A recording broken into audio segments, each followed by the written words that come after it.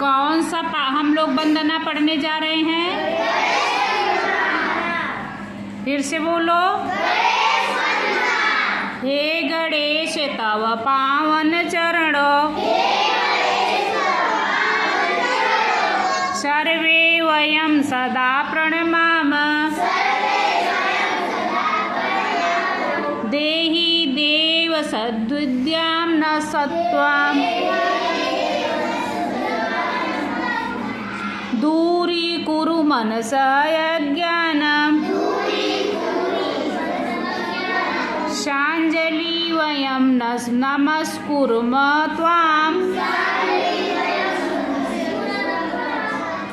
कृत्वा तव पदपद्मध्यानं रक्ष सर्वदा हेरम्ब त्वं देव च तव च शरणं गच्छामः। हे गणेश तव पावन चरणों सर्वे वयं सदा प्रणमामः।